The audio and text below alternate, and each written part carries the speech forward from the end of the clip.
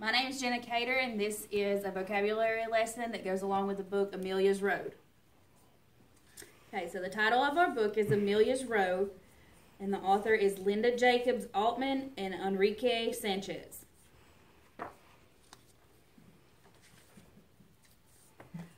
Amelia Louisa Martinez hated roads. Straight roads, curved roads, dirt roads, paved roads. Roads leading to all manner of strange places, and roads leading to nowhere at all. Amelia hated roads so much that she cried every time her father took out the map.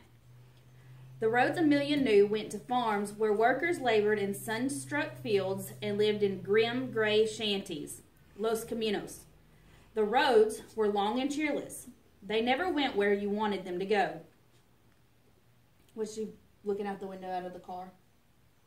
She's looking at the window where all the farm is and looking at the workers work by picking lettuce is what it looks like. It looks like it's picking lettuce. But she's inside a car. She's inside of the car. Amelia wanted to go someplace where people didn't have to work so hard or move around so much or live in labor camps. Her house would be white and tidy with blue shutters at the windows and a fine old shade tree growing in the yard. She would live there forever and never worry about Los Caminos again. Los Caminos means the roads. Does Los Caminos, which means what, the roads, what language is it in? Spanish. It was almost dark when their rusty old car pulled us to a stop in front of cabin number 12 at the labor camp. Is this the same camp we had last year? Amelia asked, but nobody remembered. It didn't seem to matter to the rest of the family. It mattered a lot to Amelia. From one year to the next, there was nothing to show Amelia had lived there, gone to school in this town, and worked in these fields.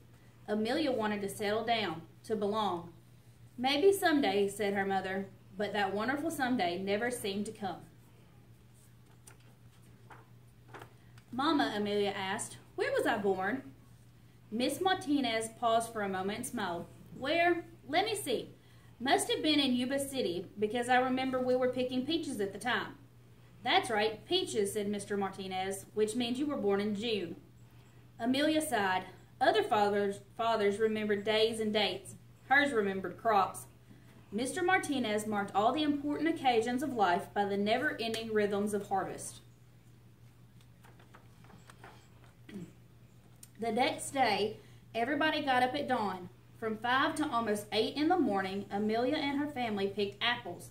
Even though she still felt sleepy, Amelia had to be extra careful so she wouldn't bruise the fruit. By the time she had finished her morning's work, Amelia's hand stung and her shoulders ached. She grabbed an apple and hurried off to school. Would you want to have to get up early in the morning and work before you came to school? That just seems mean. That seems mean. I bet you I'd be tired all the time. I really can't even get up in the morning. I have to go to school at 7:20. Really? Last year, Amelia spent 6 weeks at Fillmore Elementary School, and not even the teacher had bothered to learn her name. This year, the teacher bothered. She welcomed all the new children to her classroom and gave them name tags to wear. She wore a name tag herself. It said Miss Ramos. Later, Miss Ramos asked the class to draw their dearest wishes. Share with us something that's really special to you. Amelia knew exactly what that would be. She drew a pretty white house with a great big tree in the front yard. When Amelia finished, Miss Ramos showed her picture to the whole class. Then she pasted a bright red star on the top. By the end of the day, everybody in class had learned Amelia's name. Finally, here was a place where she wanted to stay. Amelia couldn't wait to tell her mother about this wonderful day. Feeling as bright as the sky, she decided to look for a shortcut back to camp. That's when she found it, the Axe Road. What's the accidental road? What do you think it means about an accidental road? I think it means when you find a different road that you haven't known and you're trying to figure it out. Trying to figure it out. Does that road she's walking on, does it look like a normal road you would drive a truck down? It looks like road that you'd walk up, walk somewhere. So is it more like a road or like a path? Looks like a path. Looks more like a path, doesn't it? It looks a lot prettier than other pictures because it has flowers and not flowers. Amelia called it the accidental road because it was narrow and rocky, more like a footpath that happened by accident than the road somebody built on purpose. She followed it over a grassy meadow, through a clump of bushes, and down a gentle hill. There, where the accidental road ended, stood a most wondrous tree. It was all beyond knowing, and quite the sturdiest, most permanent thing Amelia had ever seen. When she closed her eyes, she could even picture it in the front of her tidy white house. Amelia danced for joy, her black hair flying as she twirled around and around the silent meadow. Almost every day, when work and school were over, Amelia would sit beneath the tree and pretend she had come home. Does a meadow mean like a field?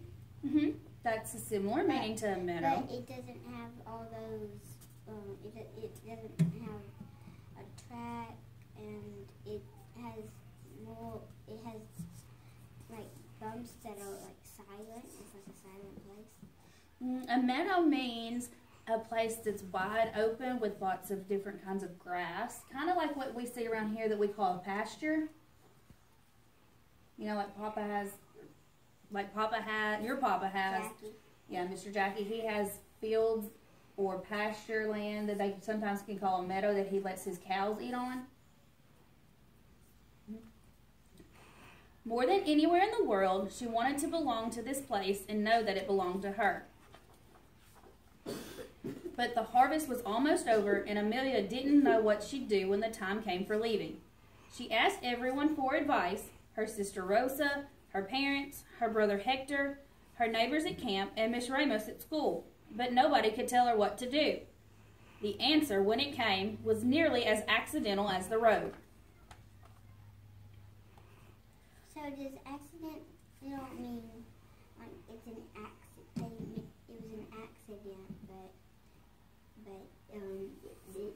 they went there. Amelia found an old metal box that somebody had tossed into the trash. It was dented and rusty, but Amelia didn't care. That box was the answer to her problem. She set to work at once, filling it with Amelia's things. First, she put in the hair ribbon her mother had made for her one Christmas. Next came the name tag Miss Ramos had given her. Then a photograph of her whole family taken at her last birthday. And after that, the picture she'd drawn in class with the bright red star on it. Finally, she took out a sheet of paper and drew a map of the accidental road from the highway to the very old tree. In her best lettering, she wrote Amelia Road on the path. Then she folded the map and put it into her box. Why do you think she put Amelia's Road on that path?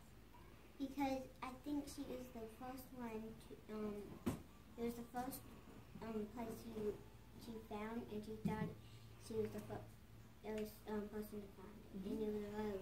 I like your thinking. When all the apples were finally picked, Amelia's family and the other workers had to get ready to move again. Amelia made one more trip down the accidental road, this time with her treasure box. She dug a hole near the old tree and gently placed the box inside and covered it over with dirt. Then she set a rock on top so nobody would notice the freshly turned ground. When Amelia finished, she took a step back and looked at the tree. Finally, here was a place where she belonged, a place where she could come back to. "I'll be back," she whispered, and then she turned away. Amelia skipped through the meadow, laughed at the sky, even turned cartwheels right in the middle of the accidental road. Now she's happier now. So she's better. She likes her life better. When she got back to camp, the rest of the family had already started packing the car. Amelia watched them for a moment, then took a deep breath and joined in to help. For the first time in her life, she didn't cry when her father took out the road map.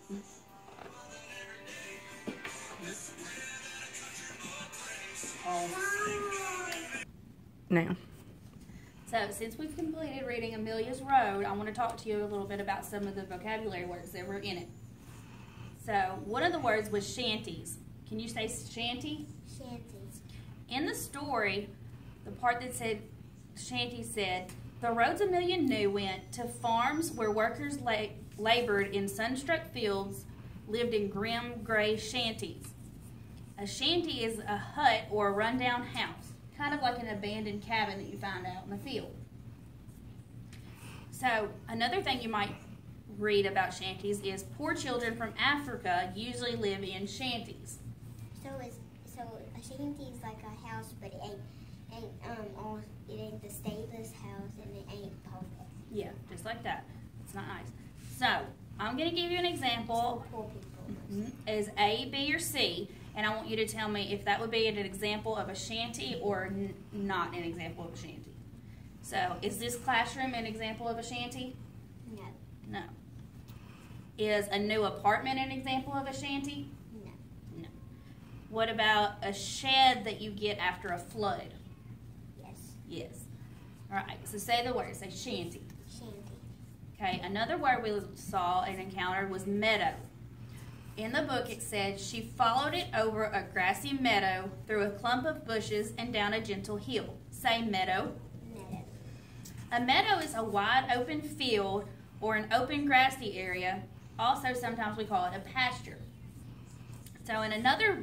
It's a piece of land that almost all the time has grass and flowers.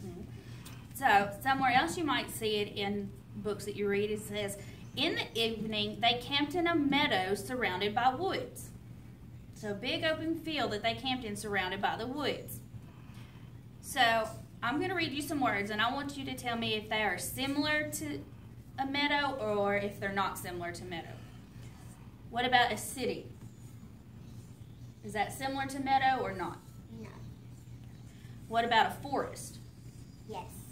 Is a forest similar to a meadow? Yes.